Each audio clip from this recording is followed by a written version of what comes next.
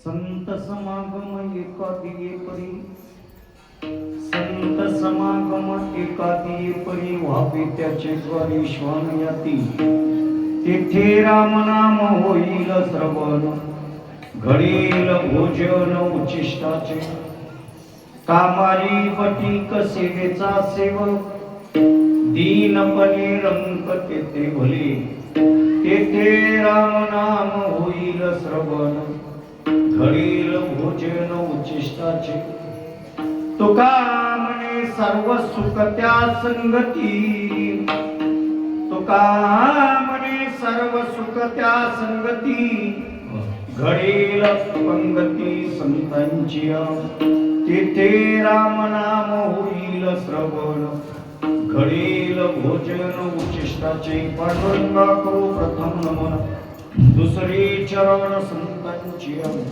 त्यांच्या कृपादाने कथेचा विस्तार बाबाजी सद्गुरु दास तुका मनोजयं मार्गतुल्य वेगम जितेंद्रियं बुद्धिमतं वरिष्ठं वातात्मजं वानरयुक्तं मुख्यं श्रीरामदूतं शरणं प्रपद्ये श्रीरामदूतं शरणं प्रपद्ये शरण शरणजी हनुमंता तुझा लो रामदूता काय भक्ती त्याच्या वाटा मज दावाच्या सुवता जगन्निया स्मरण होय सकळ विधीच्या अधिकरण तेच वंदो श्रीचरण ते श्री गुरूंचे नमस्कार नमो सद्गुरु तुकया ज्ञान दीपा नमो सद्गुरु सच्चिदानंद रूप नमो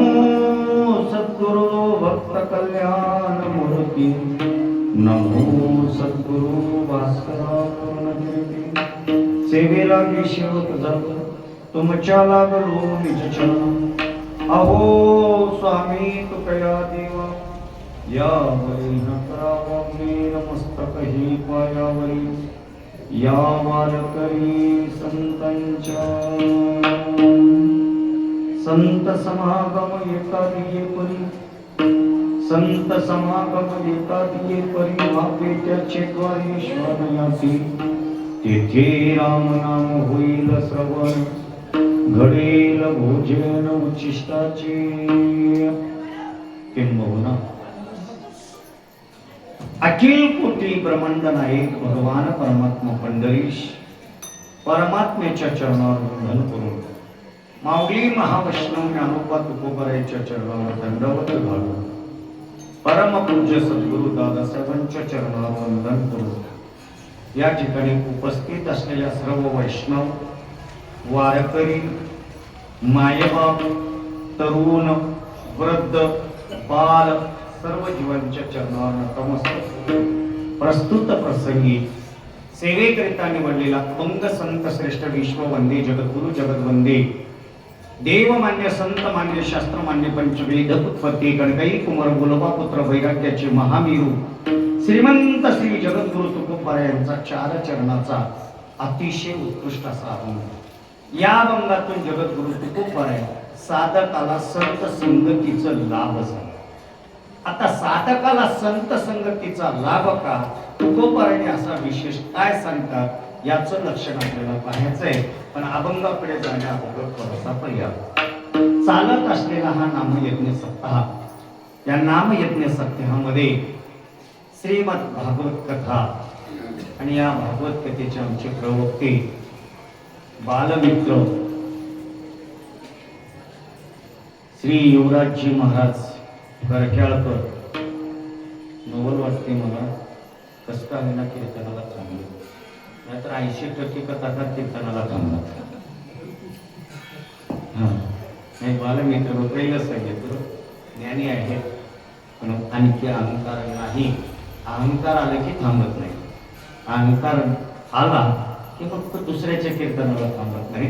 पण अहंकार नसेल तोपर्यंत थांबतात. म्हणजे तुम्हाला कळालं असेल म्हणजे यांना अहंकार नाही. लीन दीन ज्ञान अनाशासनाने युवराज महाराजांची श्रीमद भागवत कथा आणि त्या कथेमध्ये नामयज्ञ सत्ता आणि आज माझ्याकडे आहे शेवट थोडे फरक आहे. माझा फोटो उद्या आहे कीर्तनाला मी आहे. त्याला कारण आहे महाराज जेव्हापासून हे तारखेचं घोळ आहे ना तेव्हापासून मिटलंच नाही शेवट. याने 8च तारीख मागे पाहिली मी खालीवरच करत गेलो. शेवटी आज सुद्धा खालीवरच झाले. कारण काही चुकवायचं नाही एवढंच आमचं धर्म. दिलेली तारीख चुकवायचं नाही एवढंच धर्म आहे. तो थोडे खालीवर होईल चालल पण धोका नाही दिला. म्हणून योगा आता यांना फोन केलोच नाही गावाला कोणाला. युवराज महाराजलाही फोन केलो नाही. त्यांचं बी याच्यात हात नाही. फक्त गजू महाराजांना म्हणून महाराज तुम्ही 8 तारखेला कुठे आहे म्हणजे मी 8 तारखेला जागेवर जातो. त्यांनी म्हणजे महाराज पण जमते का जमून घेतल्या जमते जमना गेल्या जमना. त्यांनी म्हणजे तुम्हाला 8 तारीखचं काय गोळ आहे म्हणलं लई मोठं गोळ आहे. 8 तारीख 3 जागी आहे. 8 तारीख धुरुपनाळला आहे. 8 तारीख भोपळ्याला आहे आणि 8 तारीख तेलंगणा. तिन्ही जागी आहे. आता कशी करायची मी म्हणतो 7 तारीख माझी शून्य आहे. 7 तारखेला माझं जगत तुम्ही जा तेलंगणात एक पहिल्याच दिवशी जाऊन आलो. तिथं हाजरी टाकून तिथं 7 ते 9 कीर्तन केलं. कारण का तिथं 2 कीर्तन होते. म्हणजे एक दुसरीकडे होतं दुसरीकडे 9:30 ते 8:30 केलो. 2 एक दिवसात रुकलो. एक टेन्शन गेलं राहील ते हे टेन्शन हे बी गेलं तर हनुमंतांनी तेही पूर्ण केलं. पण मी गजू महाराज इतकं असणार ज्ञानी नाही. कारण ते सुद्धा भागवताचार्यच आहे. ते सुद्धा भागवताचार्य आहे. ते सुद्धा रामायण आहे. ते टीचर आहेत. त्याच्यामुळे तेवढं ज्ञान माझ्याकडे नाही. मी मात्र फक्त अज्ञानवर्तीतला आहे. तुमचं जिथपर्यंत समाधान माझ्या सद्गुरूनं मला देईल तिथपर्यंत समाधान करण्याचा प्रयत्न करेन. फक्त मी मात्र तेवढा ज्ञानी नाही तेवढा वैराग्य नाही.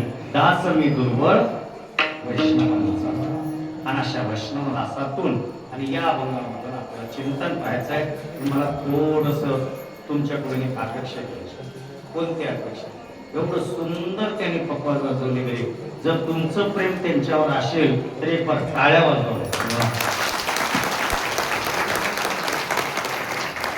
बस म्हणजे तुम्ही त्यांच्यावर प्रेम करता. दाटून का करणार 7:30 म्हणून का वाजवा म्हणलो तर एवढं सुंदर पकवाज वाजवले. कारण ज्याची कला आहे त्याला इज्जत देणं गरजेचं. ज्याची कला नाही त्याला इज्जत देणं काही गरज नाही. सुंदर पकवाज वाजवलं. माझं पहिल्यांदाच त्याचा योग आहे आणि आनंद वाटलं. चांगलं त्याने वाजवलं चांगलं यांनी म्हणलं. फक्त वंगळा मीच कारण मला तेवढं जमल या सगळ्याला जमेल असं नाही. पण असं द्या जाऊ द्या ऐका मला जास्त वेळ घालायची नाही. जगद्गुरु तुकोबरायने साधकाला असणार संत समागम का सांगतात ऐका. या भूतलावर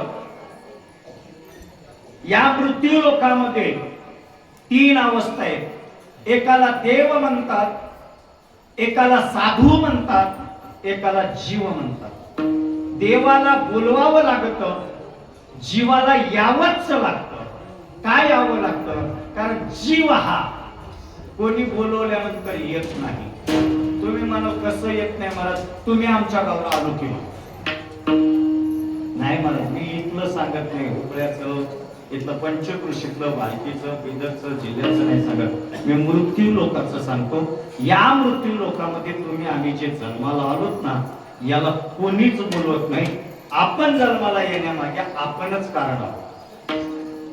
मनुष्य जन्माला येण्यामागे आपणच कारण आहोत. आणि आपण कारण असताना मनुष्य जन्माला मध्ये येण्यासाठी 3 कारण आहेत. पहिलं कारण आहे मनुष्य जन्माला येण्यासाठी वासना. दुसरं कारण आहे प्रारब्ध. तिसरं कारण आहे संचित. आणि या 3 गोष्टींमुळे आपण मानवी जन्माला येतो. ऐका पहिलं जन्म आहे ते वासना. आता वासना म्हणजे काय? जन्म घेणे लागे वासनेच्या संगे, कारण वासनेमुळे मनुष्य जन्म घ्यावा लागतं एक. दुसरं प्रारब्धानं आपल्याला मनुष्य जन्म घ्यावा लागतं. देह तर आहे प्रारब्ध आधी. आणि तिसरं संचित कर्मान, आणि या दोन्हीच्या सिद्धांतानं मनुष्य जन्म मिळतो. आता ऐका, हे तीनही आपले चांगले आहेत. हो महाराज, देवापेक्षा आपण चांगले आहोत. कोणापेक्षा? देवापेक्षा आपण चांगले आहोत. पण आपण चांगल्या देहाला आलो, पण या देहाची किंमत आपल्याला कळाली नाही. का कळाली नाही? कारण या देहाची किंमत आपल्याला कळालं नाही, या देहाचे तत्व आपल्याला कळाले नाही, या देहाचा अधिकार आपल्याला कळाला नाही. तुम्ही म्हणा कशावरून? महाराज सांगतात, ज्या देहाला आपण आलोत ना, हे देह मनुष्य देह भगवंताला भेटला नाही, देवाला भेटला नाही. स्वर्गीचे अमर मृत्यू लोकी व्हावा, त्याला मनुष्य जन्म मिळाला नाही. आपल्याला मिळाला पण कळाला. बघा ना, इहलोकीचा हा देह, त्यांना मनुष्य देह मिळाला नाही, आपल्याला मिळाला पण कळाला एक.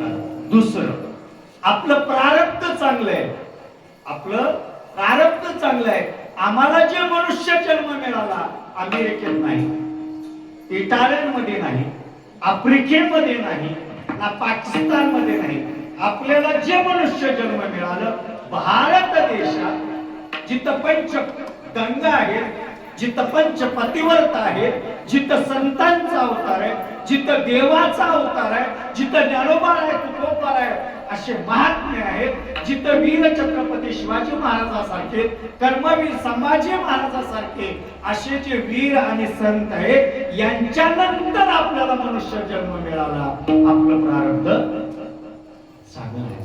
पुढे बोलू का? आपलं संचित त्याच्याहून चांगलं आहे. का संचित? आपल्याला जास्त सायास करायची गरज नाही. बघा तुम्ही, जर माणसाला सुख भोगायचं असेल, जर माणसाला गटारीत पडायचं,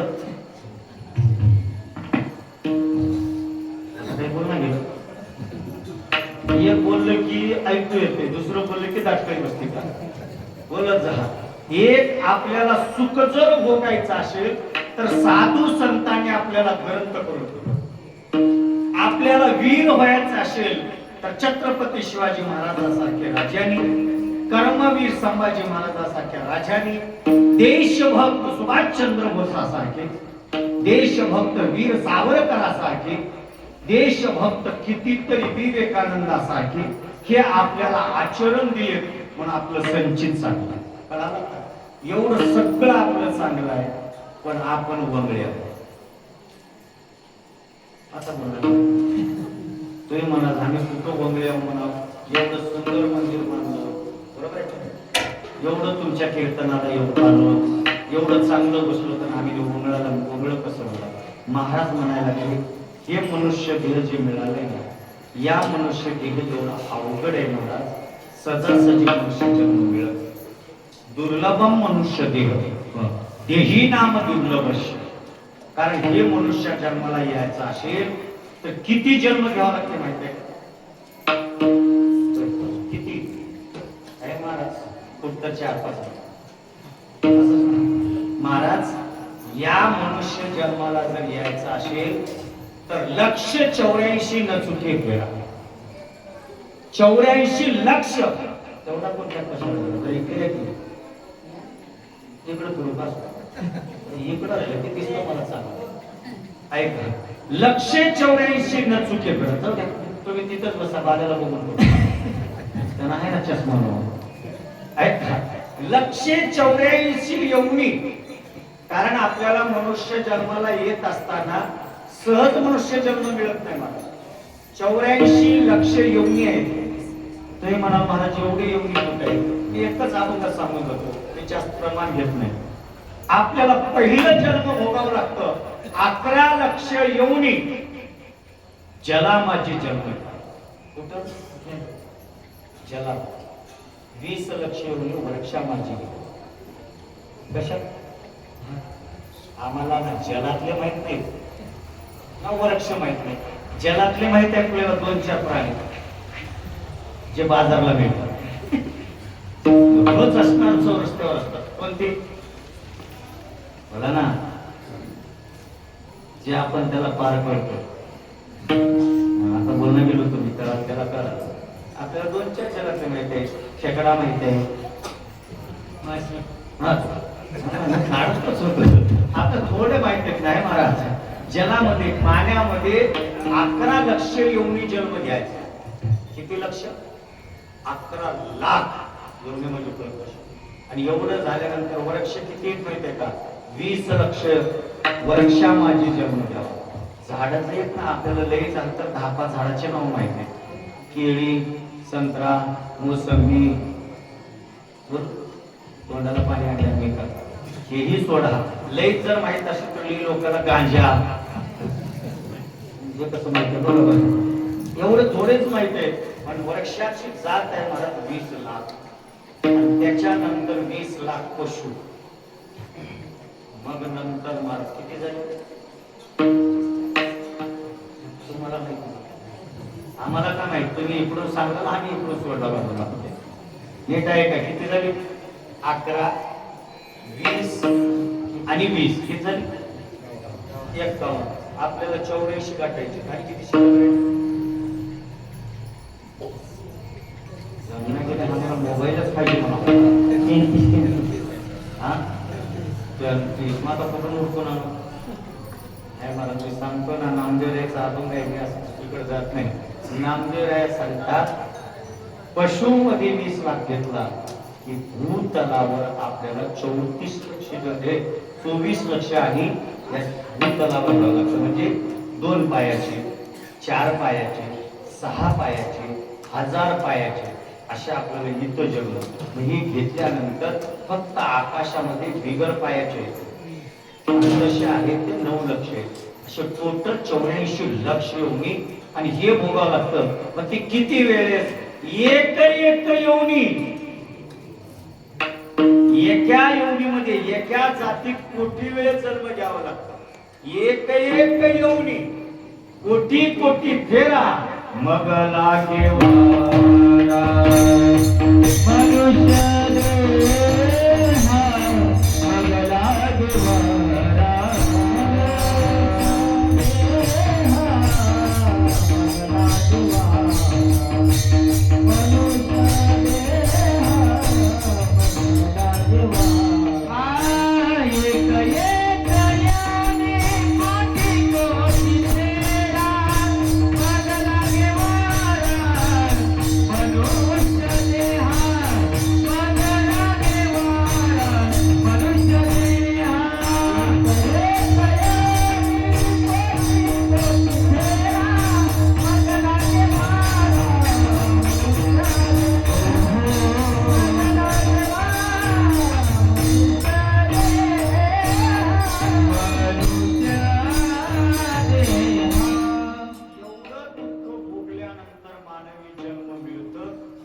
आपल्याला मिळाले, देवाला मिळालं नाही. आपल्याला मिळाले, आपल्याला स्वातंत्र्य आहे, देवाला स्वातंत्र्य नाही. म्हणून आपण कुठे बी जगतो, कुठे बी पडतो, काही बी खातो, काही बी बोलतो. कारण आपण स्वातंत्र्य तुकोबारा म्हणतात हे जन्म त्याच्यासाठी नाही. तुम्हाला मिळालाय ना, तुम्ही भाग्यवान आहात. आणि या भाग्याचं उदय करा. या भाग्याचा उदय करा. उदय करा म्हणजे काय करा? तुम्ही ज्या मनुष्य जन्माला आलात ना, या मनुष्य जन्माला आल्यानंतर आपण देव होत आहे. काय होत आहे? देव होत आहे. पण आम्ही देव तर होईना, पण देवाचे सोयरे बी बताव. आम्ही उभं सोयरे जमा करतो. हे ते आमच्या आत्याची आत्या आहे, त्या आमच्या लेकीच्या सासूची ही नाही. सोयरे लावून घेतात महाराज. तुकोबारामध्ये हे सोयरे कामाचे नाही. कारण हे सोयरे जे आहेत ना, हे कोणी नाही रे कोणाचे. हे कोणते सोयरे कामाचे नाही. हे सगळे सोयरे सुखाचेच आहेत. जन हे तुकाचे तुझ्या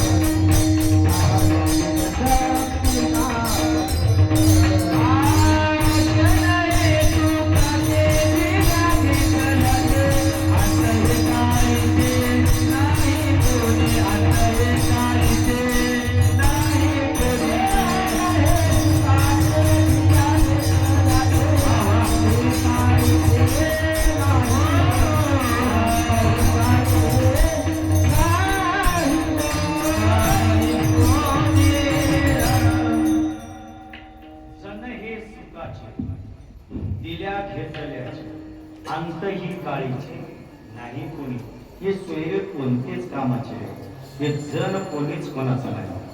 कोणीच नाही कोणाचा कोणी नाही रे कोणाचे तान्या मायेचा बाजार. हे सगळे जे दिसतात ना सोयरेत ना हे सगळे पैसे के बाई. सब पैसे के बाई. हे सगळे पैशाचे बाई हे कोणीच कोणाचं नाही. आणि आपण याच सोयरे केलो आणि येतच आपण अधोगतीच्या मार्गाला. तुकोबर आहे म्हणतात देव. तुम्ही इथं आलात ना देवाला सोयरा करा. देव तो सोयरा पण देवाचं मी सोयरा व्हायला गेलो ना देवाला मी सोयरा व्हायला गेलो. मग आपण देवाला सोयरा केलो नाही आपण कोणाला सोयरा केलो. आपण देवाचे सोयरे झाले जनाचे सोयरे झाले. आम्ही यमाचे सोयरे झालो. कोणाची यमाची. बघा तुम्ही यमाचा प्राणी होय कारण आपण प्राणी. मग तिथं काय व्हायला लागलं आपण यमाच्या तावडीत चाललो आणि यमाच्या तावडीत चालल्यामुळे ज्यांना देह मिळालं नाही अशा देवाने विचार केला मला जर देह मिळाला असताना लोक म्हणतात मला जर देह मिळाला असताना आणि असं केलं असतं. लोक म्हणते बघा मी जर सरपंच झालो असतो तर गाव सोन्याचं केलं असतं म्हणतात का नाही. पण असं तिथंच राहतं काही बदल करते. तसं देव म्हणायला लागले मला मनुष्य देह मिळाला यांना मिळाला मला कळाला. हे वाया चालले. का वाया चालले. 3 गोष्टीसाठी वाया चालले. किती गोष्टीसाठी सांगू का रागाला. 3 गोष्टीसाठी वाया चालले. पहिली गोष्ट आहे सुख. दुसरी गोष्ट आहे समाधान आणि तिसरी गोष्ट आहे आनंद. या 3 गोष्टीसाठी आपण वाया चाललो.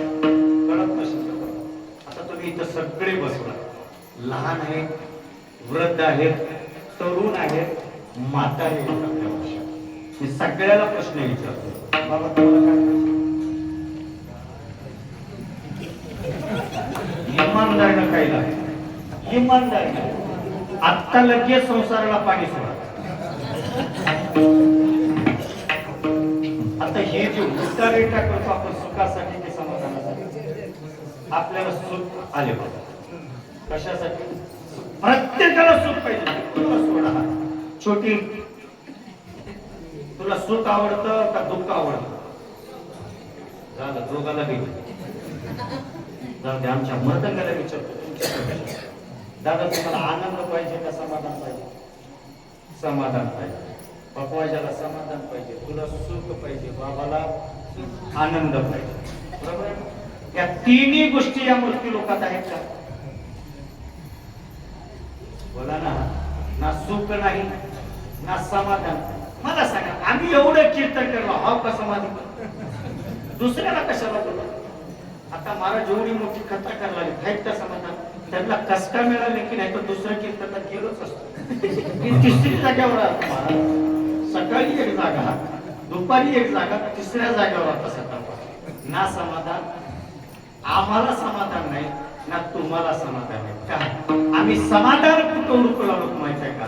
आपण समाधान या प्रपंचामध्ये आपण आनंद या प्रपंचात हुडकायला लागलो आणि आपण सुख या प्रपंचामध्ये हुडकायला लागलो.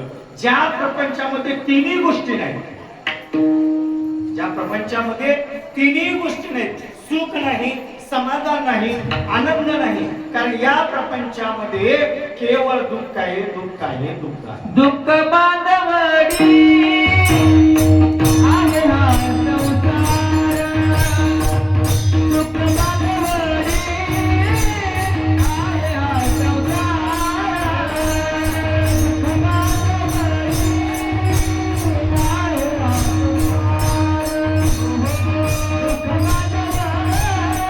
संसार. दुःख बांधवडी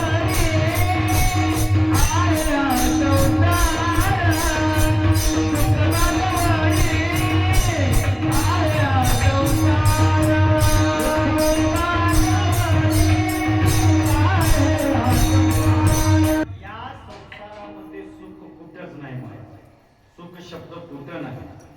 लग्न झालं त्याला विचारा. लग्न झालं नाही त्याला विचारा.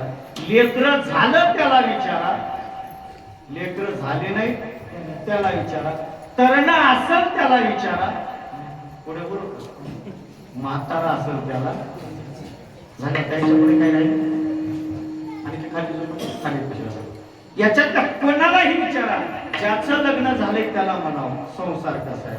छे छे, पहिले लई चांगलं होतं, लग्न होण्याच्या आधी आई मला 8 वाजेपर्यंत उठवत नव्हती आणि आता 6लाच उठवलं का साबण संपला ना चहापत्ती संपली, त्यानं म्हणते लग्न नाही झालं तर बघ, आणि ज्याचं झालं नाही त्याला म्हणावं हे काय जिंदगी आहे का नाही, बायको नाही. ज्याचं झालं नाही त्यानं दुःखात आहे, ज्याचं झालंय त्यानं, ज्याला लेकरं झाले त्यानं दुःखात आहे नाता घातलं की, आणि ज्याला झाले नाही ते म्हणते मला झाले नाही त्यानं दुःखात आहे. जे तरुण आहे ते दुःखात आहे, जे म्हातारा आहे ते दुःखात आहे. सुख कुठे आहे? कारण या संसारामध्ये फक्त भ्रांती आहे. सुख पाहता दुःख पर्वताय, म्हणजे या प्रपंचात सुख नाही ना. आपण हे सुख समाधान आनंद हुडकण्यामध्ये आपलं आयुष्य चाललं, यमाच्या कवडीत चाललो. त्याच्यामुळे मिळालेल्या देहाची किंमत आपल्याला कळाली नाही, आणि न कळाली नसल्यामुळे कळाली नाही महाराज, कळाली नाही असं म्हणलं, याचं काही कारण आहे का महाराज? वस्तूची किंमत कळाली की त्याची अधिकार कळतो, अधिकार कळालं की त्याला सांभाळलं जातं, आणि कळालं नाही ना वाया जातं. कळत नसेल तरी दृष्टांत सांगतो, इथला सांगत नाही. मी दृष्टांत सांगतो, फक्त नाव घेतो पण इथला नाही. एक धनगर होता, येता असेल तर क्षमा, हे पहिलंच. आणि तो धनगर होता, त्याचा व्यवसाय मला मेंढ्या पाळ करणं त्याचा व्यवसाय. मला इथला नाही कुठला नाही, मी फक्त सांगलो आहे. त्याचा व्यवसाय मेंढ्या पाळ. तेव्हा एकटं मेंढ्या पाळायला, मेंढ्या पाळत असताना असं उन्हाळ्याची दिवस होते, नदीच्या कडेला तो मेंढ्या चारायला. मेंढ्या चारत असताना तो नदीला पाणी पाजवायला गेला. दुपारची वेळ होतो, तो पाणी पाजवला मेंढ्या पाणी पाजवल्यानंतर नदीतून तो बाहेर यायला लागला. त्या नदीच्या तीरामध्ये वाळवंटामध्ये एक वस्तू त्याला चमकायला लागली. वस्तू चमकल्यानंतर आपल्याला 1 रुपयाचं नाणा चमकलं तर हलकट किती रुपयाचं? 1 रुपयाचं.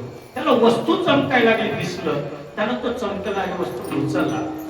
आता उचललेली वस्तू त्याला त्याचं ज्ञान नाही, त्यानं काय केलं, लई चमकू लागले, म्हटलं या 1 खंडीमध्ये 1 लाडका आहे, आपल्या 4-5 1 लाडका राहते का नाही? 2 असेल तर 1 लाडका, मग याला 20 मध्ये 1 लाडकं, म्हणजे 20 महिन्यालाच खंडी म्हणतात ना. 20 मध्ये 1 लाडकं होतं. त्यानं काय केलं, ते चमकणारी वस्तू घेतला, त्याला चित्र पाडला, आणि चित्र पाडून त्याला एक दोऱ्यामध्ये ओवला, आणि तिथंच आपल्या एका बोकडाच्या गळ्यात बांधला, तिथंच, आणि बांधला, आणि घराकडे निघाला. संध्याकाळची वेळ, रोडला निघाला. आता तुमचं हायवे आहे तसं रोडला निघाला. तर रोडला किती लोक येतात जातात, अनेक प्रवासी चालले. त्या सायकल मोटरवर चालला होता. जाता जाता त्यानं बघितल्यानंतर त्या मेंढपाळाला थांबला, मला मेंढी इतकंच कमी का, माझा धंदाच आहे म्हणजे विकणं, मग मला मेंढी पाहिजे. त्यांना सांगितलं, खरं सांगतो माझा धंदा आहे मेंढ्या राखणं विकणं, पण माझं काम फक्त एक आहे, राखणं विकणं. होम मिनिस्टरचं काम. कोणाचं? कळाला असेल माझं नाही, आमच्या गृहमंत्र्याचं काम आहे म्हणला. आणि तुम्हाला मेंढी पाहिजे असेल तर आमच्या बाईकडे जावं.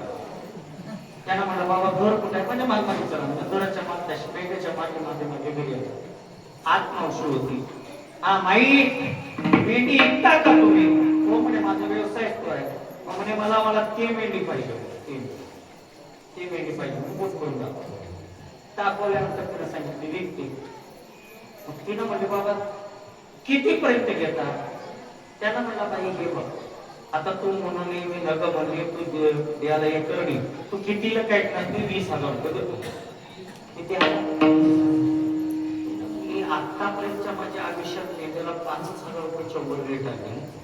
किती आहे? 20,000. म्हणजे याच्यात काय तर, कारण एक मेंढी बकरी किती नाही जर त्या मेंढ्याच्या गोष्टीवर चंद्र राहिलं तर 3.5 लाखाला बकरी म्हणजे हिने याच्यात अंगावर तर काहीतरी नाही, आता 20,000ला मागला जाऊ दे म्हणून बाबा तुम्हाला चिकतो पण सकाळी संध्याकाळी मी व्यवहार करेन. बायाला विचारतो कोण आपण म्हणा तिकडे म्हणणार केले बदल ते विचारतो की ना म्हणजे बाबा तुला चिकते पण सकाळी ये जा याला घरी याला म्हणणार त्या धनगराला त्या वस्तूची किंमत माहिती नाही.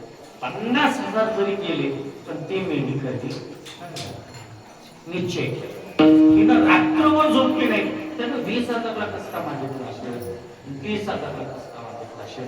सकाळी उठली तिनं झोपीतून उठली आणि त्यानं लगेच उठल्या सूर्यदर्शनाला आलाच. हा बाई कसं आहे म्हणे तेवढ्याला काही माझी इच्छा नाही, जर पाहिजे असेल तर तुम्हाला तुम्ही शेवटचं बोलू.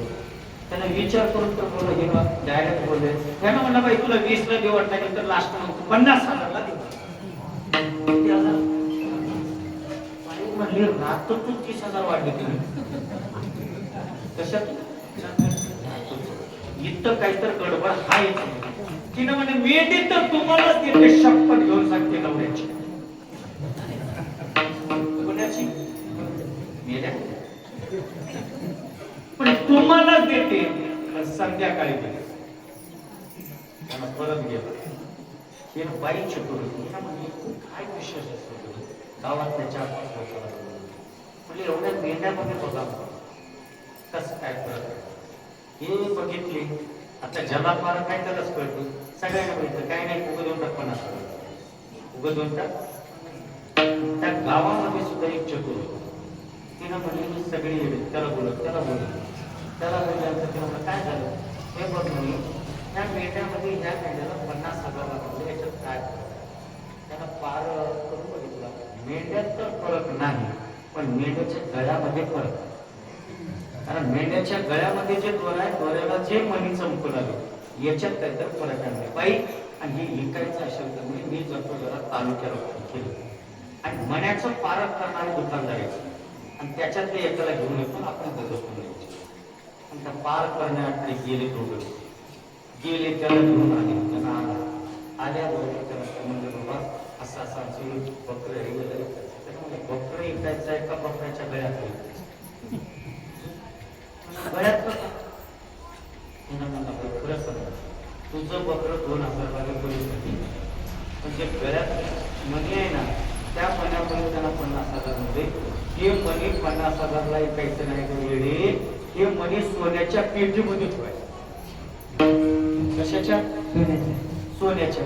तिला म्हणले खायला भाकर नाही सोन्याच्या पेटीमध्ये त्याला म्हणलं तुला माहिती नाही ते सोडलं आणि सोडल्यानंतर म्हणजे त्याला असं मुठी धरली.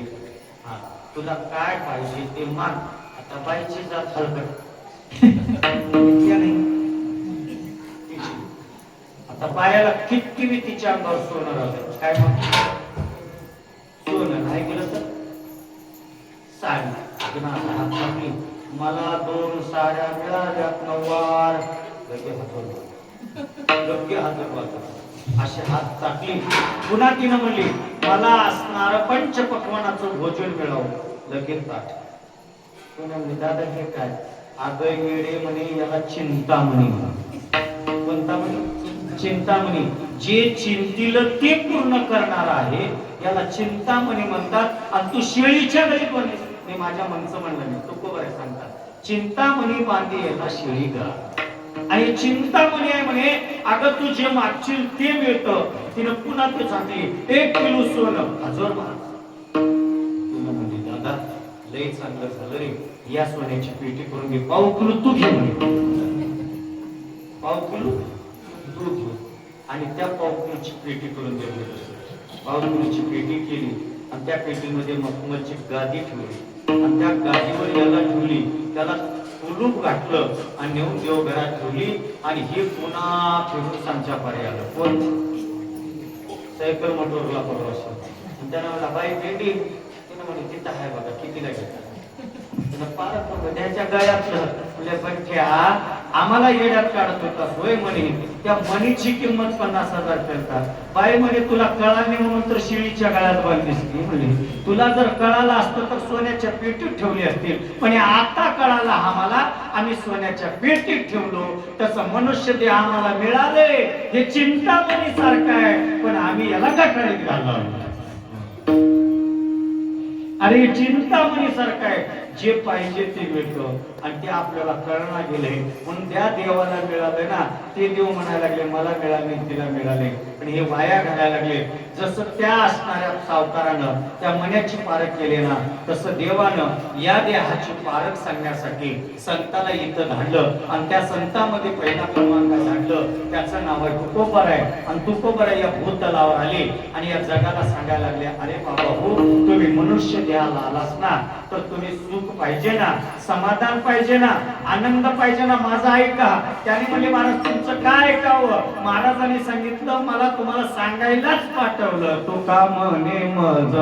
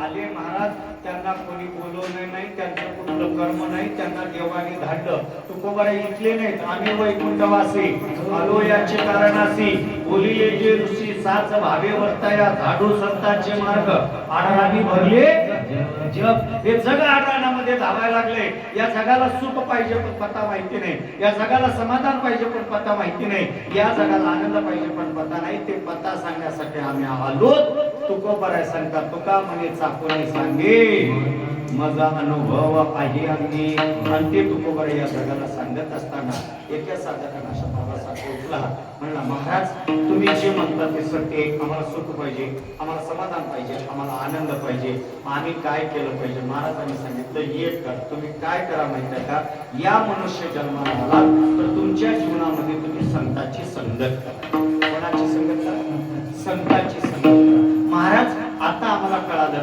आम्ही संतांची संगत करतो ते संत कुठे मिळतात महाराज म्हणले संत कुठे मिळतात संत मिळत नाहीत बाबा संत एखाद्या वेळेसच मिळतात अभंगाचं पहिलं संत समागमे एखादी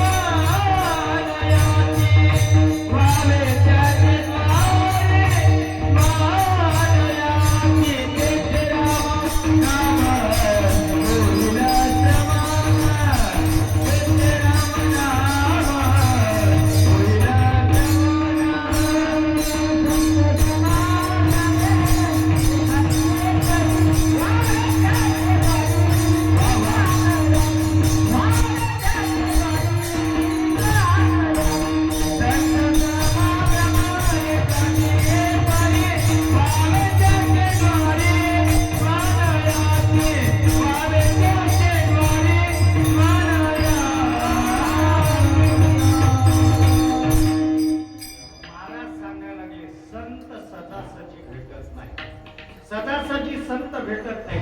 संतांचा समागम एखाद्या वेळेसच घडतो. संत समागम एखादी एखाद्या वेळेस घडतो. महाराज संतांचा समागम एखाद्या वेळेस घडतो का घडत नाही? महाराज सांगितले या जगामध्ये संत दुर्लभ आहे. संत कसे दुर्लभ आहे म्हणजे आम्हाला रोज भेटतात ते संतच नाही.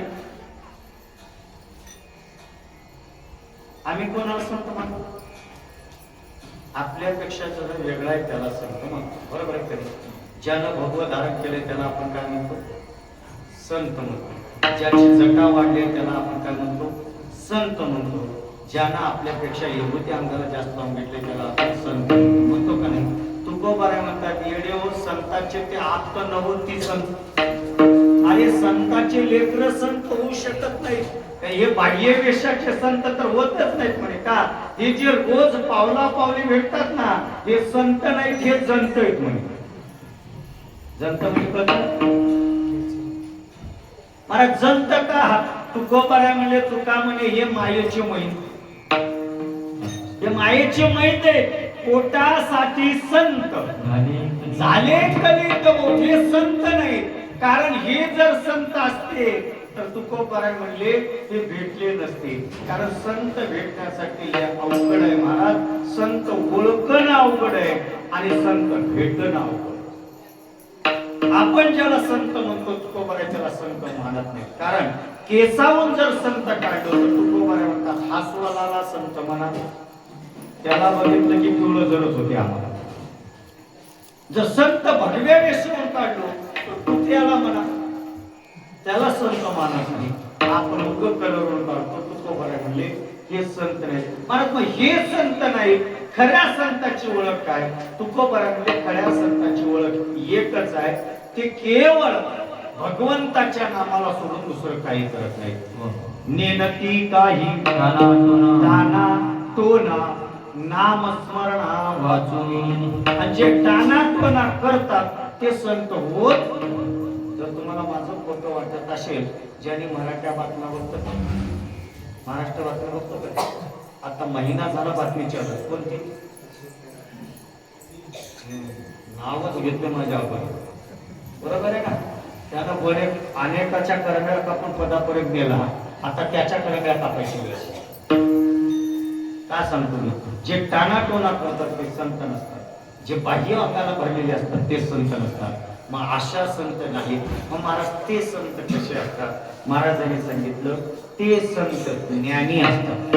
ते संत विवेकी असतात. ते संत मग एवढे जर ते संत असतील महाराज मग त्या संताची संगती कशामुळे होते? महाराज म्हणे त्या संताची संगती व्हावं लागत असेल तर आपल्या जीवनामध्ये पुण्य करावं. पुण्याशिवाय त्या संतांची भेट होत नाही महाराज. कारण बहु अवघड आहे संतांची भेट होणे. मग महाराज त्या संतांची भेट आम्हाला व्हावं म्हणजे काय करावं?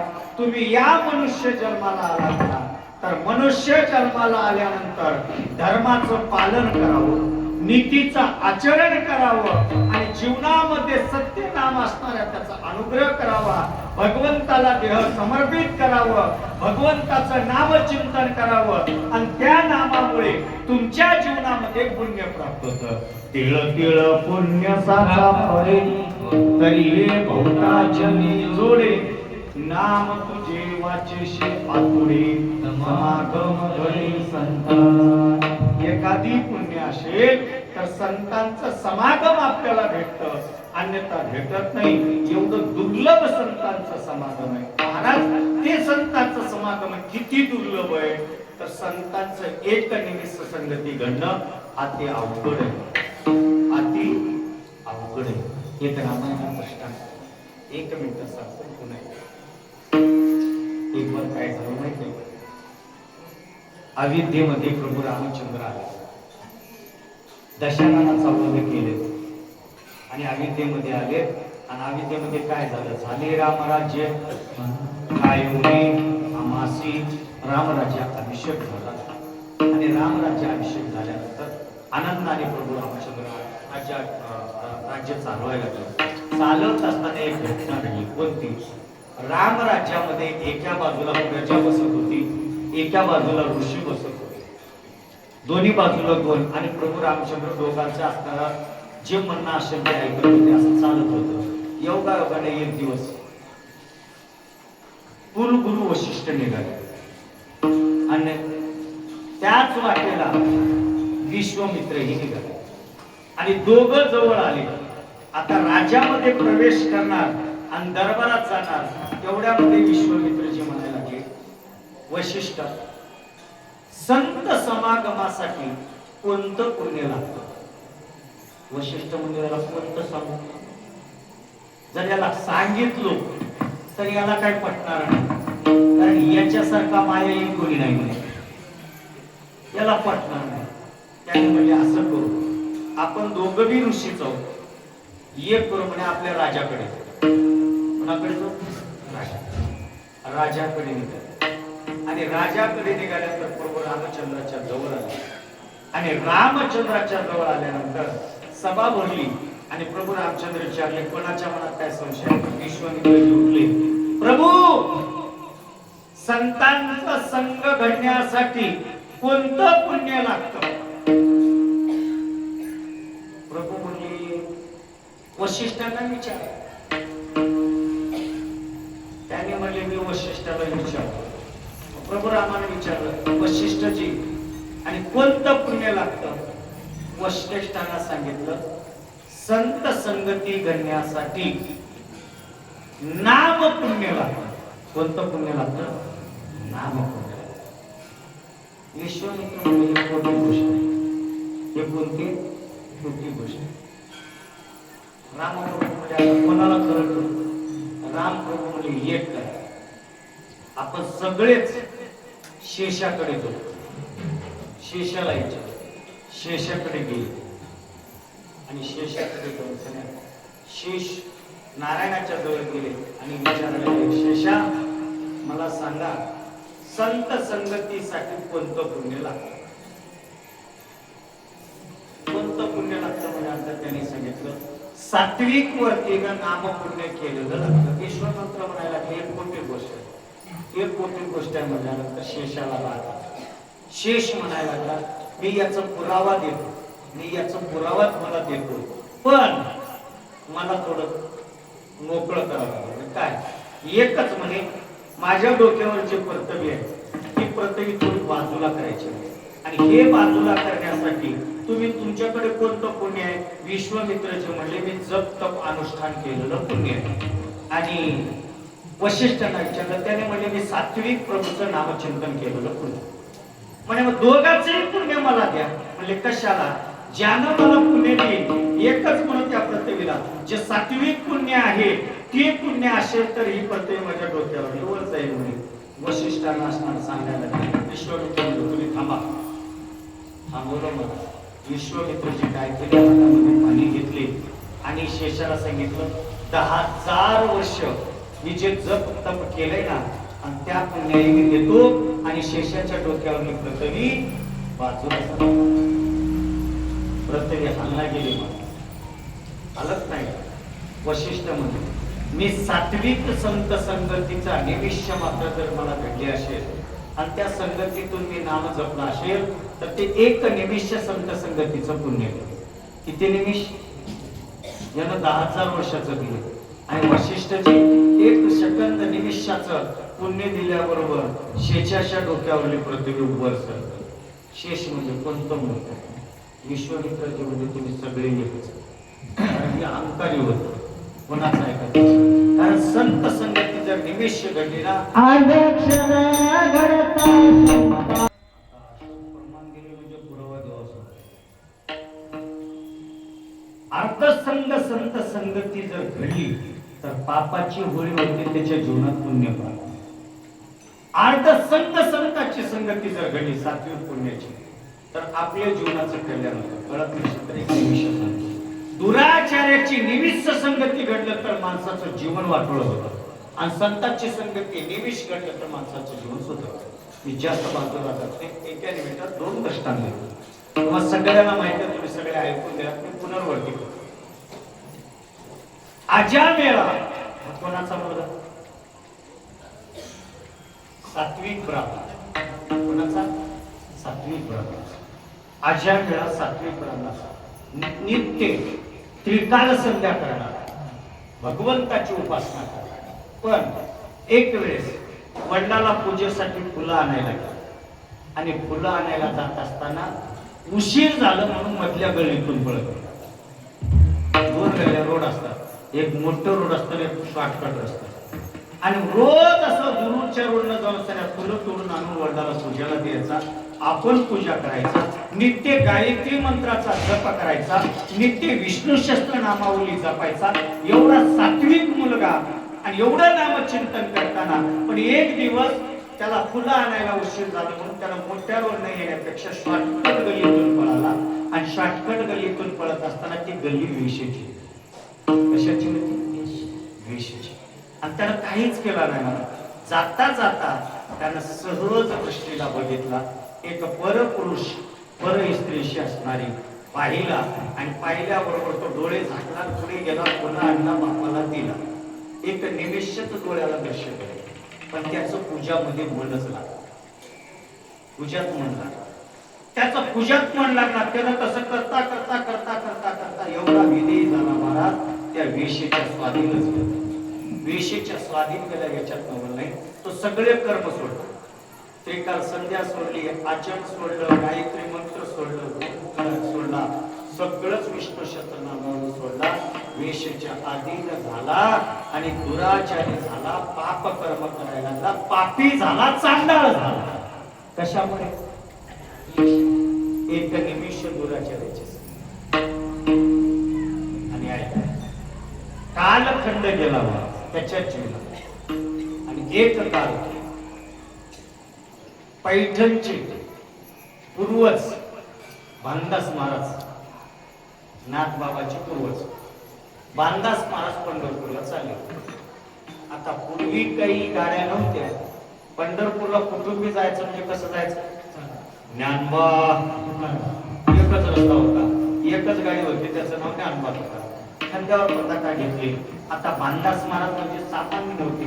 भानदास माझे ब्राह्मण कुळातले, त्रिकाल संध्या करणारे. आणि त्याने काय केलं, पंढरपूरला जाईपर्यंत जेवढा शिदा लागता तेवढा डोक्यावर घेतला आणि डोक्यावर घेऊन सगळ्या ते निघाले पंढरीला. आणि पंढरीला जात असताना नेमकं जाणार वारं सुटलं आणि पाऊस यायला. त्याने म्हणले आता पुढे जर मी पंढरपूरकडे चाललो तर हे माझं शिदाही भिजतं आणि मी वस्तू उभाशी बसावं लागतं. तर जवळ कुठेतरी अरण्यात काहीतरी असेल का म्हणून बघायला लागले. तर एक अरण्यामध्ये गुंफा होता. त्या गुंफेच्या पुढे थोडीशी तुळशीचं झाड होतं. कशाचं झाड? तुळशीचं. आता बघा महाराज, ज्याच्या घरासमोर तुळशी आहे ते वैष्णवांचं घर आणि ज्याच्या जवळ तुळशी नाही ते संशय. मी म्हणत नाही, भानदास महाराजांचं शब्द. अरण्यातून निघाले, वाठामध्ये बघितलं पाऊस यायला लागलाय, आता रात्र काढायची आहे म्हणून त्याने काय केले, त्या गुंफ्याच्या जवळ आलं, कडेला एक तुळशीरन लावून पाहिलं, म्हणजे झाड पाहिला आणि थांबले. म्हणजे तुळशीचं झाड आहे, त्या अर्थी इथं गांजाचं झाड. म्हणजे इथं अरण्यात आपल्याला थांबायला काही गरज नाही. आणि गरज नाही म्हणजे का, तुळशीचं झाड पहिले लावलेलं होतं. पण यानं पाप कर्म करून दुराचारी झाल्यामुळे, यानं चांडाळ झाल्यामुळे सगळं याचं गेलं होतं आणि यानं काहीच केलं नाही. यानं बाहेर त्या आश्रयाला बसला. मधी तो चांडाळ म्हणजेच अजामिळ आणि त्याचे अर्धा महिने बरंच घेतलं आणि ते मधी होती. याने आश्रयाला बाहेर थांबले, पाऊस पडायला लागला, ते मधीच थांबले, याने बाहेरच थांबलं. थांबल्या थांबल्या महाराज आणि नेमकं पाऊस उघडलं, ती बया बाहेर आली. आल्याबरोबर तिनं पाहिलं कोणीतरी वारकरी आहे, थांबले. बाबा म्हणे इथं का थांबणार? त्यांनी सांगितलं, बाई मला काहीच नाही, एवढं वारं पाऊसचा त्रास आहे, एवढी रात्र इथं राहायला मला देता का? मला तुमचं खाणं लागत नाही, तुमचं पाणी लागत नाही, काही नाही, सगळं शिदा सामुग्री माझ्यापाशी आहे, इथं मला फक्त झोपाय होता आसरा द्या, दुसरं काही नाही. सकाळी उठलं की माझं मी जातो म्हणल्यानंतर तिनं मध्ये गेली. माझ्या वेळेला सांगायला लागली, अहो तर प्रवासी आहे आणि तो इथं झोपतो म्हणतो, झोपू द्या ना. त्यांना म्हणलं त्याला काही द्यायचं नाही. त्याने म्हणले काही घेणारही नाही, तुमचं पाणी सुद्धा नको म्हणले. सगळं त्यांच्या संगती नाही. त्याने बाहेर 3 दगडं ठेवली भानदास महाराजांनी आणि त्याच्यावर पातेलं ठेवलं. आपल्या पोटाची उदरनिर्वाहाची तयारी केली. सगळं झालं महाराज. पोटभर जेवले आणि जेवल्या जेवल्या झोपायला लागले. झोपत असताना ही बाई आणि प्रवाशी बाहेर झोपलाय, वैष्णव दिसतोय, गंध दिसतोय, आपण काहीतरी एक प्रसंग राहतो आम्हाला वाटते झोपीचा म्हणणार आणि आम्ही ज्या घरात थांबतो ते लोक झोपू देतो. आम्हाला झोपा वाटते ते उठल्याशिवाय राहत नाही. योग असा महाराज ती बया आणि बाहेर आली आणि काकाला काढली, महाराज महाराज काय नाही, भोजन झालं का? झालं नाही. भोजन झालं, हरिपाठ झाला, सगळं झालं, आता निद्रा करायची. महाराज बरं झालं बाकी तुम्ही आमच्या घराला आला, तुमची चरण आम्हाला लागली, 2 ज्ञानाच्या गोष्टी सांगा ना. पण त्या गोष्टी त्यांना म्हणलं बरं सांगतो ज्ञानाच्या गोष्टी, पण मधून लई आवाज वेगळे यायला लागले आणि तो चांडाळ आहे, तो चांडाळ आहे. तिनं म्हणजे मी देह विकणारी आहे आणि ते माझ्या नादी लागून त्याला सगळं बरबाद झाले. पण मला एकच महिना आहे, त्याचं उद्धार होण्याचा वेळा माझं उद्धार व्हावं आणि माझं उद्धार होण्यासाठी काय मार्ग आहे का? महाराजांनी सांगितले एक आहे. तुम्हाला विचारलेस ना, एकच कर म्हणे. तुझ्या गर्भामध्ये जे पोरग आहे, तुझ्या गर्भामध्ये जे पोरग आहे, तिनं म्हणजे मधलं पोरग तुम्हाला कसं दिसतं? त्याने म्हणजे आम्हाला भूत कळते, आम्हाला भविष्य कळते, आम्हाला वर्तमान कळते, आणि ज्याला हे 3 गोष्टी कळतात त्याला संत म्हणतात. आता कळालं तर कळून गेलं तर सोडून गेलं. भूत भविष्य वर्तमान कळू आले. तुझ्या गर्भामध्ये पोरग आहे आणि त्या पोराचं नाव नारायण ठेव, निश्चित तुझंही उद्धार होईल आणि तुझ्या नवऱ्याचं बी उद्धार होईल. फक्त एवढंच लक्ष ठेव, त्या पोराचं नाव नारायण ठेव. एक निमिष संगती घडली, सूर्योदय झाला, काका निघून गेले, पुढे पोरग जन्माला आलं आणि त्या पोराचं नाव नारायण ठेवलं आणि पोराला हाक मारल्यामुळे त्या आजानाला काय मिळालं? आजा मेळा अंत मरणासी आला, वरी स्मरला नाही तुझ प्राण जाते वेळी म्हणे नारायण, तयासाठी विमान पाठविले. एक दृष्टांत. दुसरा दृष्टांत रामायणातला आणि मी पुढे चलतो. ऐका. राजा दशरथानं सीता मैयाला आणला. मला आता जास्त सांगायचं नाही. आणून कुठं ठेवला? बोला ना हो. मी आणलो की तुम्ही कुठं ठेवला? त्यानं अशोक वाटिकेमध्ये. अशोक वाटिकेमध्ये ठेवल्यानंतर अशोकच मला सांगायला तुम्ही सांगितलं, अशोक वाटिकेमध्ये ठेवलं आणि तिचं रक्षण करायला कोण होते? कोण होते? त्रिजटा होती. आता ती त्रिजटा सज्जन होती का राक्षसनी होती? कोण होती? राक्षसी. बस ती राक्षसी होती, पण तिला संगती कोणाची झाली? सीताची झाली. आणि त्या संगतीत फायदा कोणता झाला? अभंगाच्या दुसऱ्या चरणात ते राम नाम होईल श्रवण, ते राम नाम होईल श्रवण,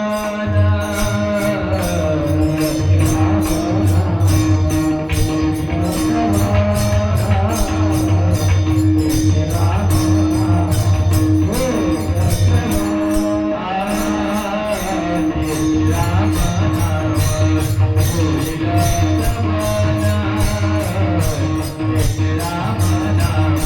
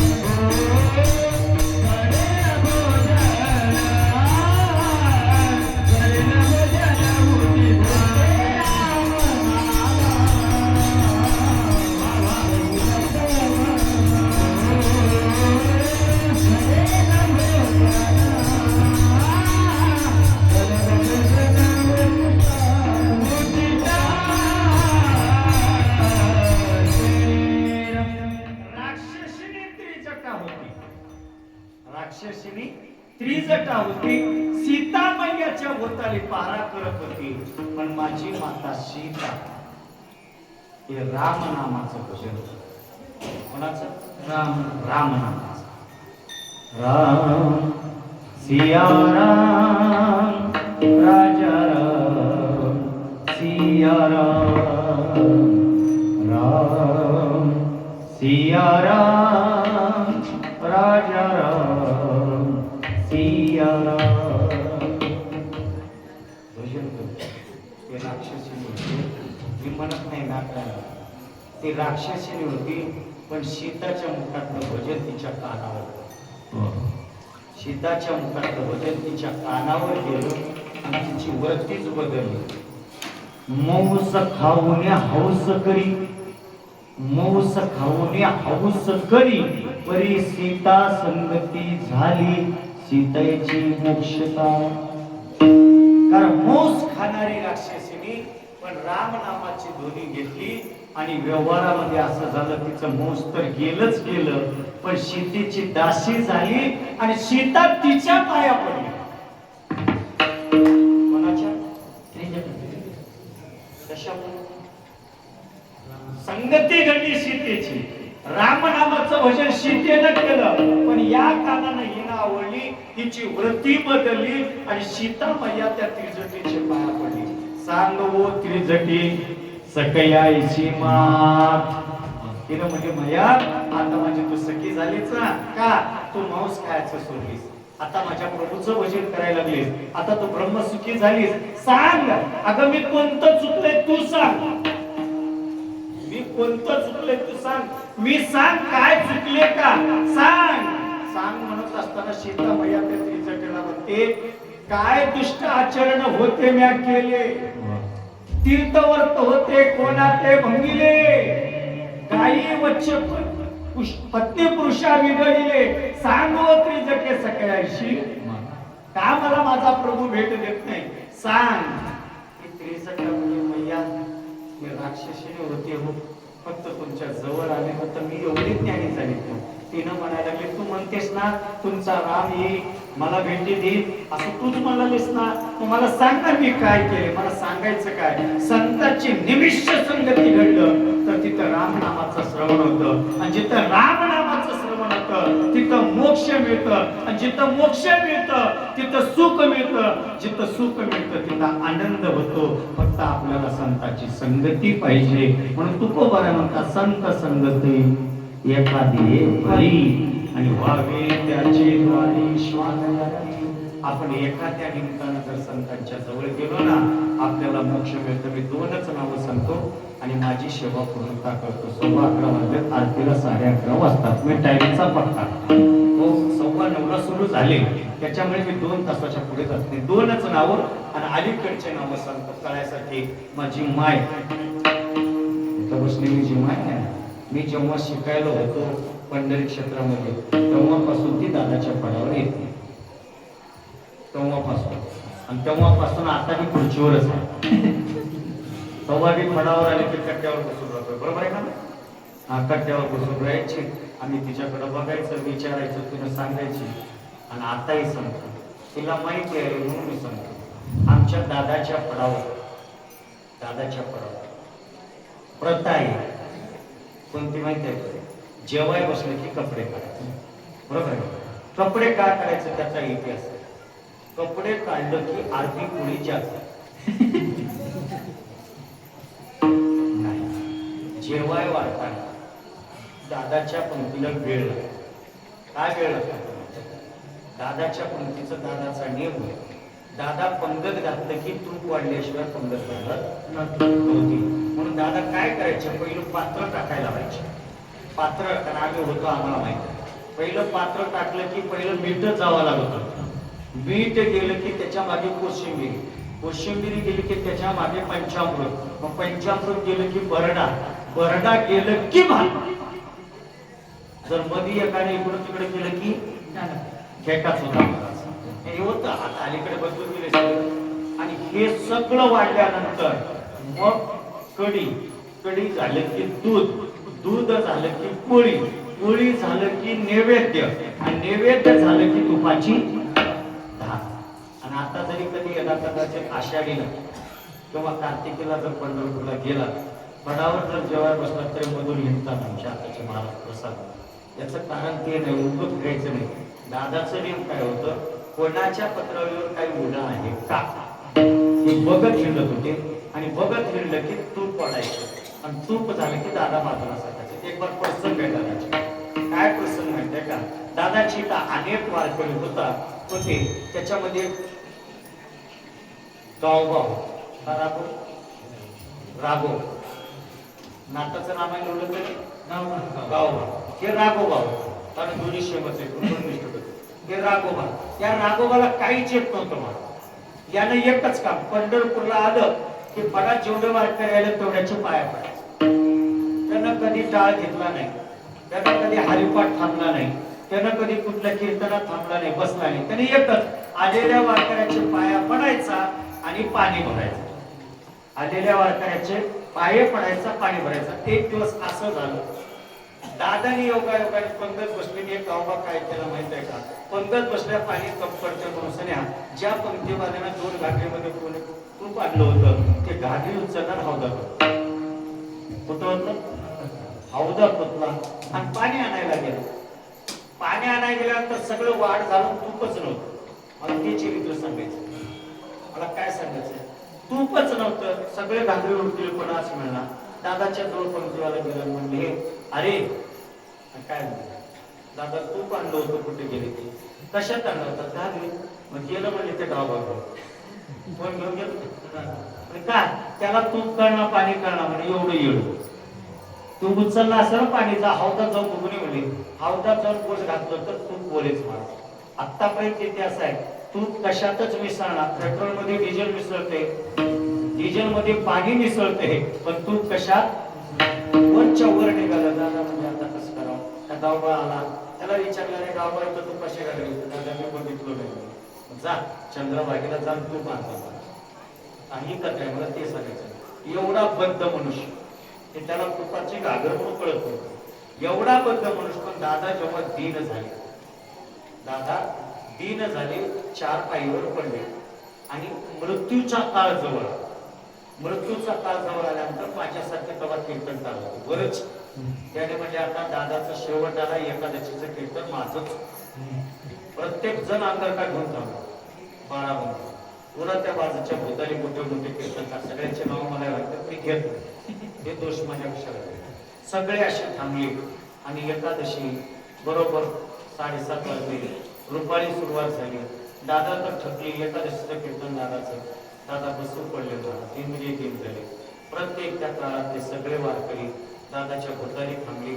आणि दादा म्हणले, दादा बोला की कीर्तन मला तर असं, मग कोणाला तर सांगा की एवढ्या दादा कोणाला तर सांगा. म्हणल्यानंतर दादा म्हणजे अंगर कापू म्हातारा करते काय म्हणा, ते सगळे इस्त्री करून दाढी करून थांबलेली आणि उजवळ कीर्तन करते का म्हणा. सगळे बोलले दादा अंगर का, मला म्हणजे अंगर का. हातात अंगर का घेतला आणि म्हणजे माझ्या राघोबाला बोलला. कोणाला, राघोबाला. ए राग्या, धावत आलं ना मला, काय या अंगर का, हे घ्या अंगर का, मग जा कीर्तन कर. लोक म्हणजे याला हरिपाठ टाळ घेतलं नाही, याला हरिपाठ पाठ नाही, म्हणून तेव्हापासून कीर्तन करायला पाठ नाही.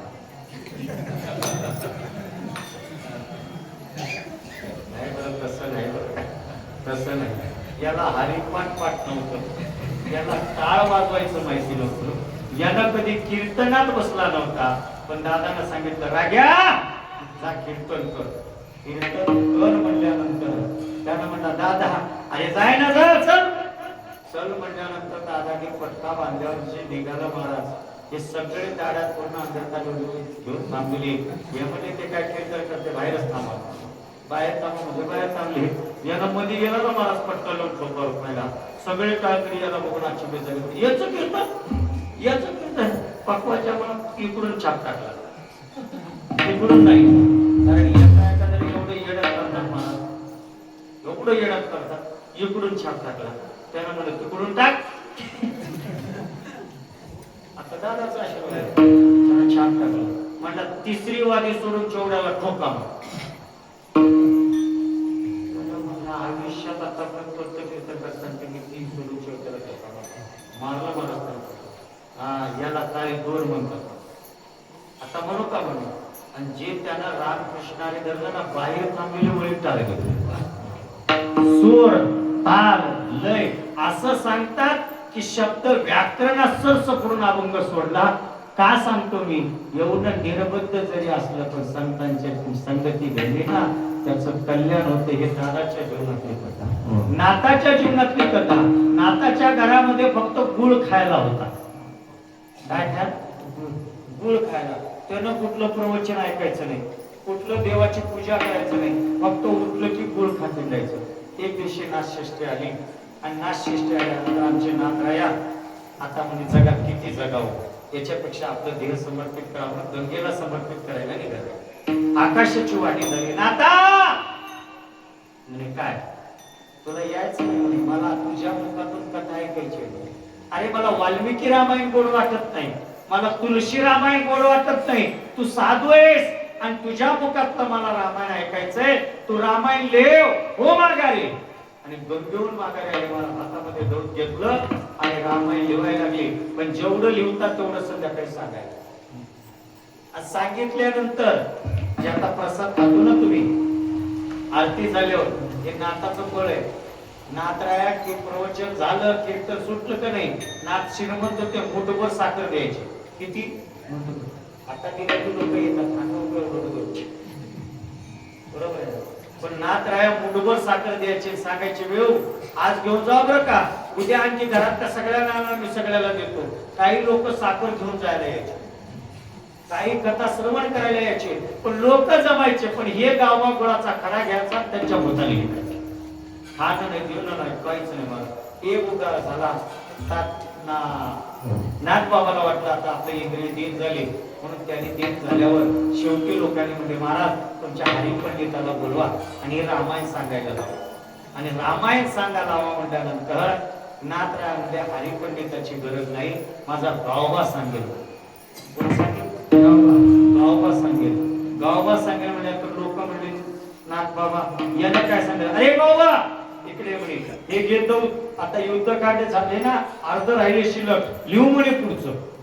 आणि त्या गावबाने हातामध्ये दौत घेतलं रामायण लिहिला. आजपर्यंत कोणाच्या बापाला कळणार की गावबाची कोणती अध्याय आणि नाथाची कोणती. मला काय सांगायचंय एक निमिष संताची संगती घडलं की त्याचं एवढं बदल होते. फक्त तिथं काय करावं लागल, तिथं दास्यत्व करावं लागते. कोणतं ते राम नाम होईल श्रवण घडेल भोजन उच्चिष्टाचे कामारी बटीक सेवेचा सेवक दीनपणे रंक ते भले विठ्ठल.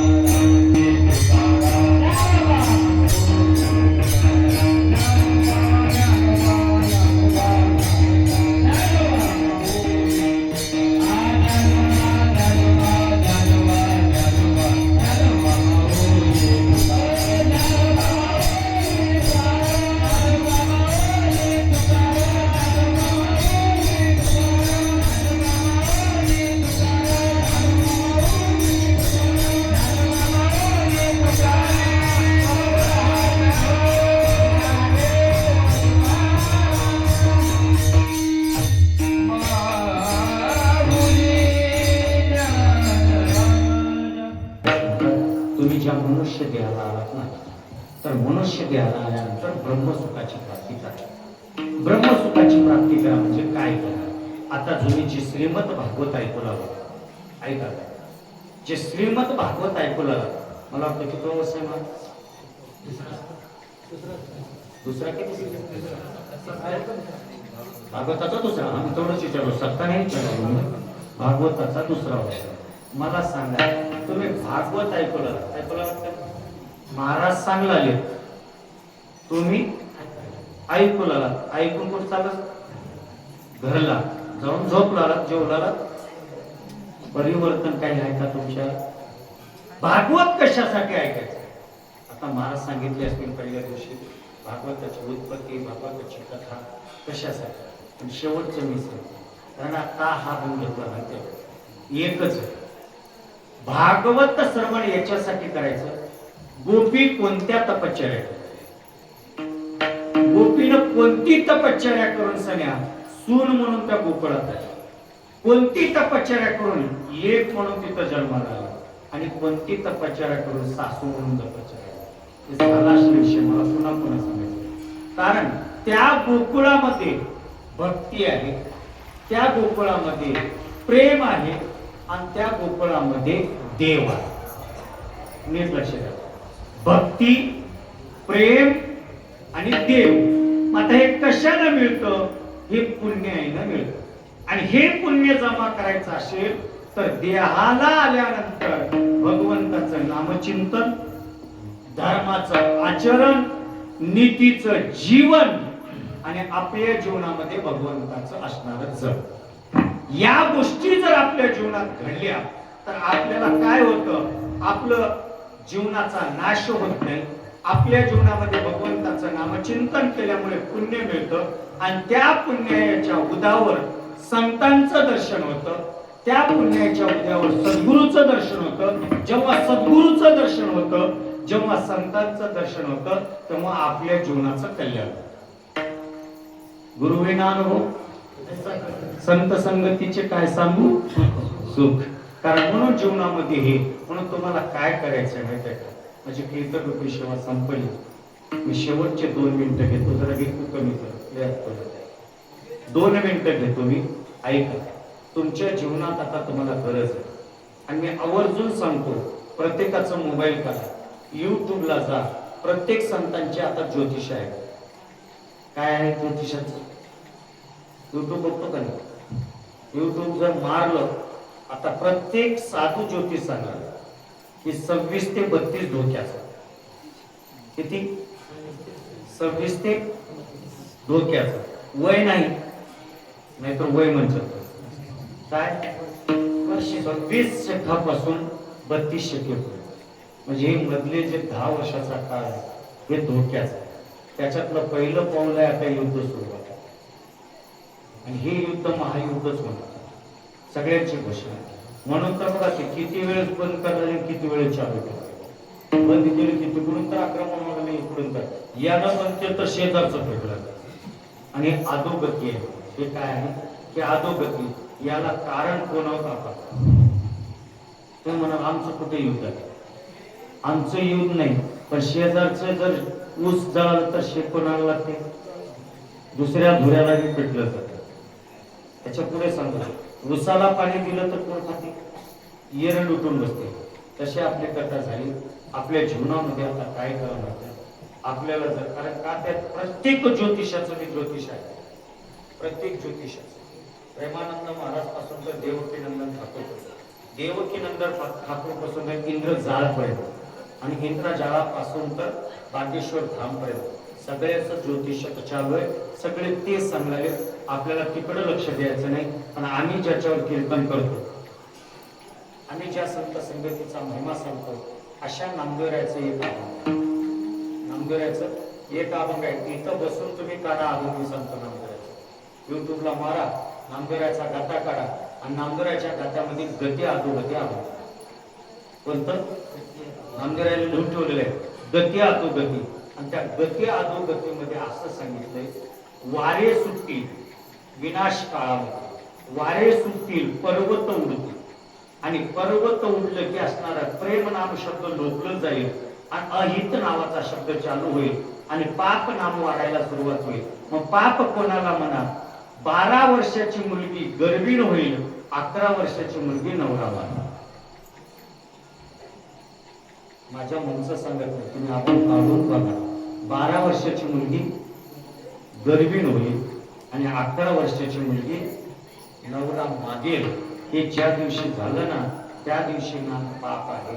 आणि याच 15 दिवसात खालचा पेपर वाचा, देश उन्नती, पुणे टाइम्स, दोन्ही पेपर वाचा. त्याच्यामध्ये एक वार्ता आहे, 9वीची मुलगी शाळेतच गर्भीण. मी कुठलंच माझ्या वाच्याचं बोलत नाही. 9वीची मुलगी शाळेतच गर्भीण आहे. देश उन्नतीला तिचं नाव आहे, फोटो आहे, शाळेचं नाव आहे, गर्भीण आहे. आता शाळेत 9वीला असलेली मुलगी किती वर्षाची असते? 14 ते 13 ते 14.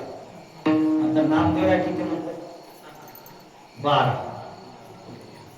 आता सांगितलं की मी, म्हणजे आता किती जवळ आलो आपण याला विचार. म्हणून आपल्याकडून पापकर्म व्हायला लागले. सगळ्या ज्योतिषांचं म्हणणं आहे, सगळ्या शास्त्राचं म्हणणं आहे की या 32 पर्यंत या भारताची लोकसंख्या फक्त 60% राहील. किती टक्के? आणि किती जाईल? किती जाईल? म्हणजे आता भारताची किती लोकसंख्या आहे? 140. म्हणजे माझ्या मतानं, त्या साईजच्या मतानं 60% म्हणजे फक्त 60,000 राहील. एवढीच लोकसंख्या राहील, बाकीची कमी होईल. का? या अधोगतीचे कर्म. आता मला सांगा, 60% म्हणलं तर तुम्ही 80 लाख द्या, मला काही गेलं नाही. एवढी जर राहत असेल तर त्याच्यात आम्ही राहावं की राहू? बोला ना. आपल्याला राहावं वाटते का मरा वाटते? तुझं का माझी सिस्टम चलावून राहावं वाटते? राहावं वाटते म्हणून 1 रुपया कमी घे, बोललं त्याच्यापेक्षा रुपया द्या आणि राहावं वाटते मग बऱ्याच म्हणाले. आपलं म्हणून बोलत असतं, वगैरे बोलतो ते आमचंच आहे म्हणून चालते आम्हाला. मग तुम्हाला आवडते नाही, मी पावली म्हणल्यावरच वाढले थोडं आहे. चांगलं आहे, गोळा आहे, त्याचा आवाज त्यांना केला माहीत बदल चांगला आहे, नीतीच आहे, प्रेमानं म्हणतोय. ऐका, आपल्याला राहावं वाटायला, मग राहायचं असेल तर आपल्याला वागावं लागेल. राहायचं असेल तर वागावं लागेल.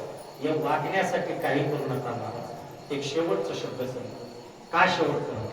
सध्याच्या या कालामध्ये बापाचं पोरगा ऐकणार, वराचं बाप ऐकणार, मुलीचं आई ऐकणं गेले, आईचं मुलगी ऐकणं गेले.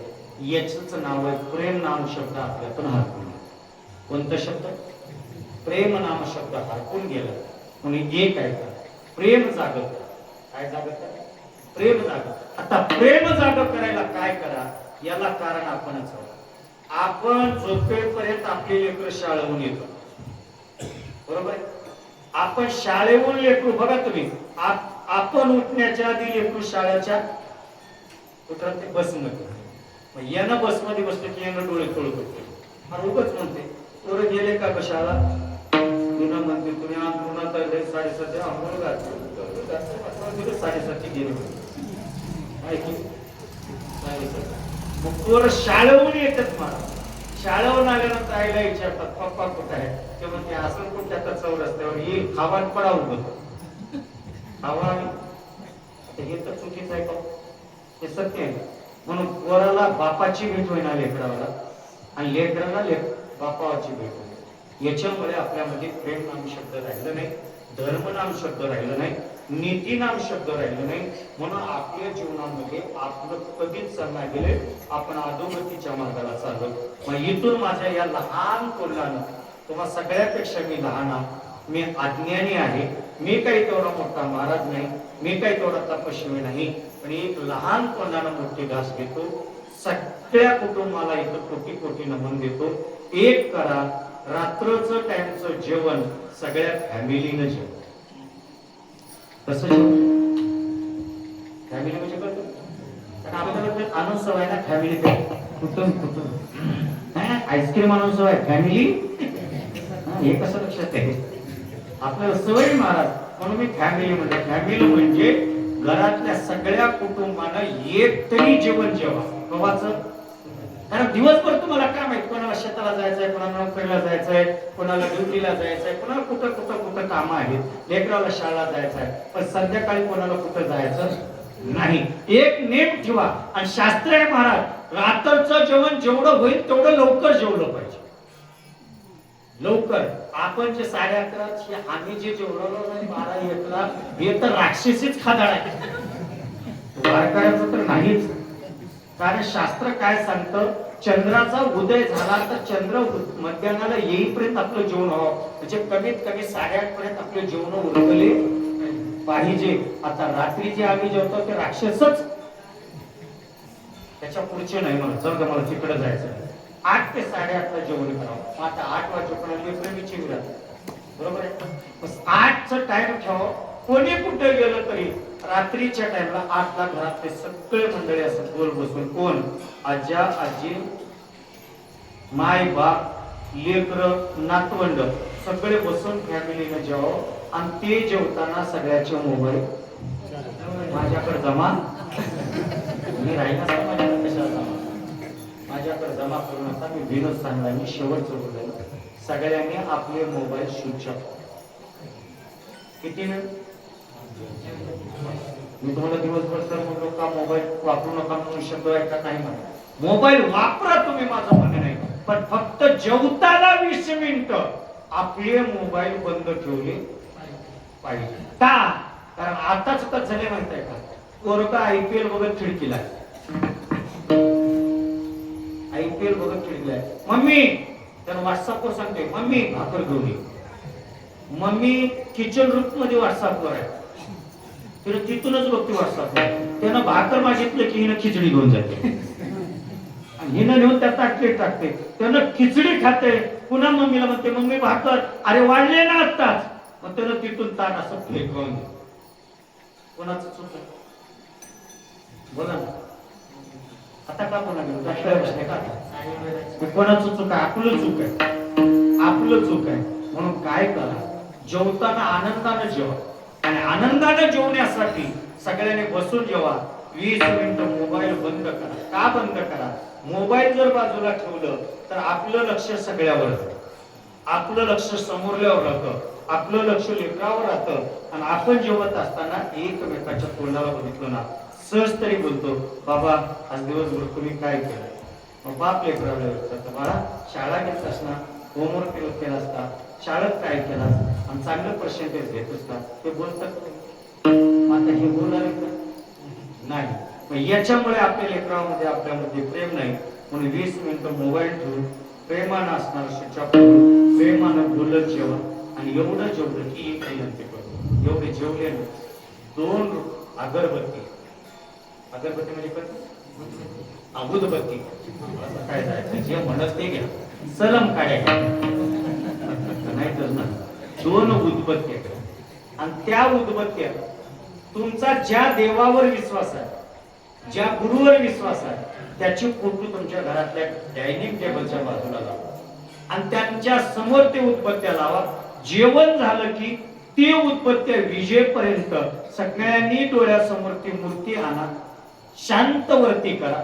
आणि शांत वरती करून सगळ्या ते उदबत्ती विजेपर्यंत प्रभूचं भजन.